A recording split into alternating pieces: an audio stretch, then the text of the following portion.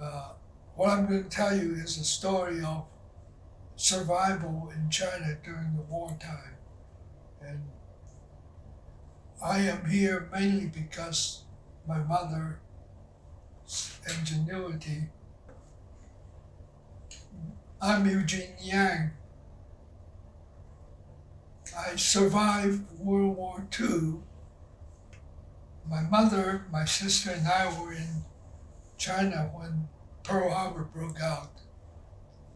Living in wartime China is a daily struggle for survival. Uh, it's a miracle I'm still here. The thing that stands out every day in wartime China is lack of things, lack of food, lack of money. Money is so cheap because they just print them. My mother and I and my sister were living in the American compound in Fuzhou. This was before Pearl Harbor.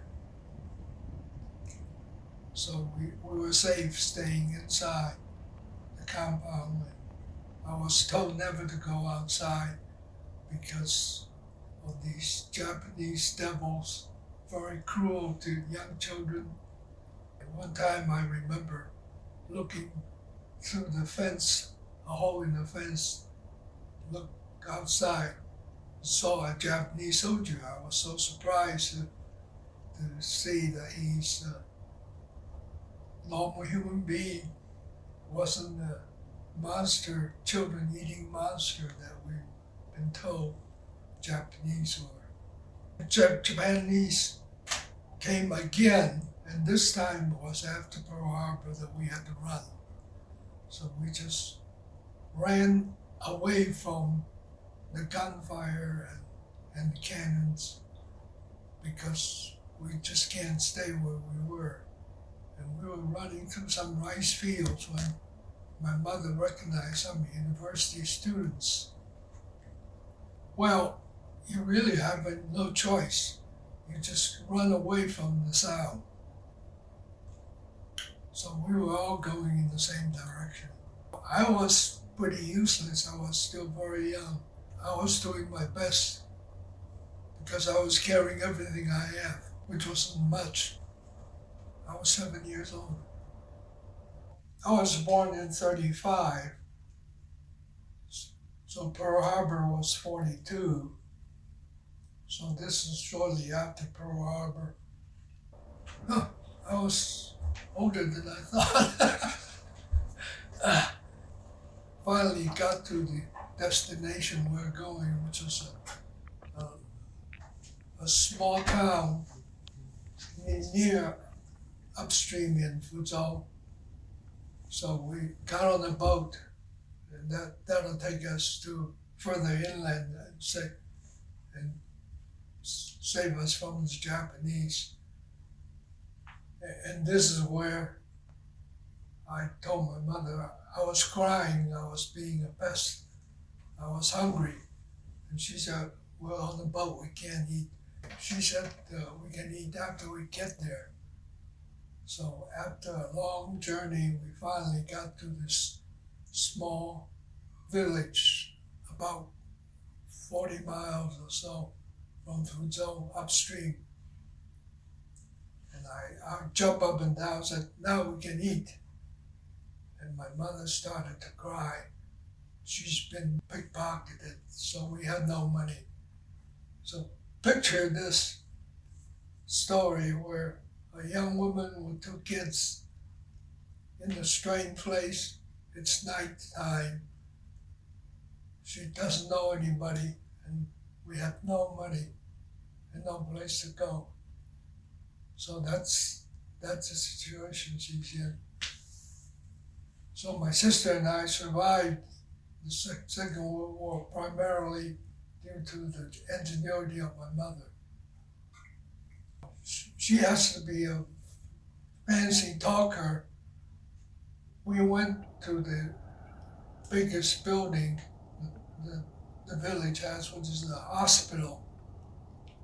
And she talked them into believing that she can get a job if we get a room from the hospital to stay in. And she can get a job at the school teaching, and then we can pay them back. And she'd be very grateful because her very important husband would be even more grateful when he got home and find that you guys been helping us. So that's the story she used to get us a room. She was teaching music and English. Japanese don't stay too long.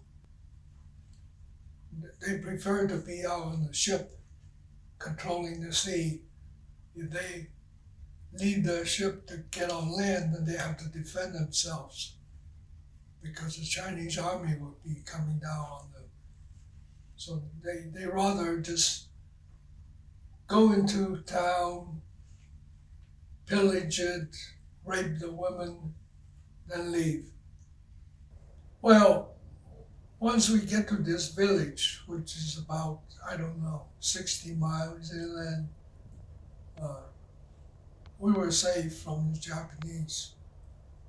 Well, I think you can tell people that's gone through the Second World War have experienced tough time, are very industrious, work hard. They know, they've seen terror, and they have overcome it. And I think I help other people, help myself first. You know, that's not a sin. That's a responsibility. If you can't help yourself, don't get yourself in good shape, then you can't help anybody else. Because after the war, my father went home and things improved greatly. Everything I have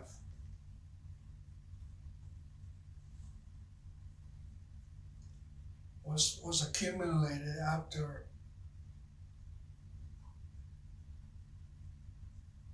some fierce personal struggle. You have to be fearless. You have to remember and listen to things. Things are very important. Measure against lives. Lives are cheap. Things are expensive. It's opposite of the way we think today.